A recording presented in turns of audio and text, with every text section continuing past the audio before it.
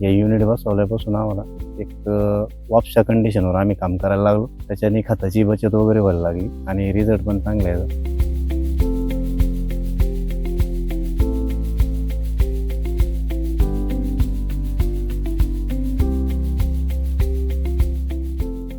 नमस्कार, माझं नाव संदीप सुदामराव काळे, राहणार पालखेड, तालुका निफाड, जिल्हा नाशिक.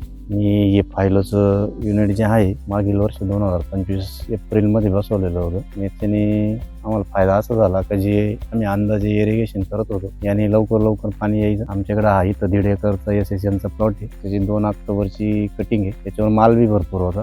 थोडं गळीकोजीच्या समस्यामध्ये हा प्लॉट पडला होता आणि त्याच्यात काही नुकसान झालेलं आहे. पण आता हा माल अशी परिस्थिती आहे. फायलो बसवल्यापासून आम्ही समाधानकारक आहे.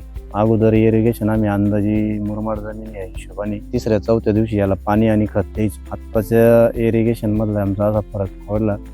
सुरुवातीच्या स्टेजमध्ये एक 10 दिवसानंतर इरिगेशन यायला लागलं आणि आत्ताच्या कंडिशनला जसं माल तयार होतोय त्या कंडिशनला 5-5 दिवसांनी इरिगेशन येतं. या प्लॉटला आम्ही खत देताना मुरमाटी असल्यामुळे लिचवडची भीतीच्या हिशोबाने आम्ही याला अगल्या दिवशी पाणी देऊन दुसऱ्या दिवशी खताचं मॅनेजमेंट करायचो. पण मग हे फायलोच्या हिशोबाने यांचे जे एम्प्लॉई वगैरे यांच्याशी बोलणं झालं. त्यांचं म्हणण्यानुसार आम्ही ज्या दिवशी पाणी त्याच दिवशी खताचं नियोजन केलं. पण मग त्याच्याने थोडेसे रिझल्ट आम्हाला चांगले दिसत आहेत आणि ह्या रिझल्ट तुमच्या डोळ्यासमोर आहे. याच्या अगोदर आम्ही जे फायलोचं जुनं युनिट बसवलेलं होतं त्या जुनं युनिटचा थोडा आम्हाला प्रॉब्लेम आला होता. मग कंपनीशी चर्चा केल्यानंतर कंपनीने आम्हाला युनिट दुसरं चेंज करून दिलंय. आता हे युनिट म्हणजे व्यवस्थित चालतंय. त्याची कुठं अडचण वगैरे काहीच नाही आणि आता खड्डे घेऊन आम्हाला मॉइश्चर चेक करायची गरज पण पडलेली नाही. युनिट बसवल्यापासून तर व्यवस्थित याचं काम चालू आहे.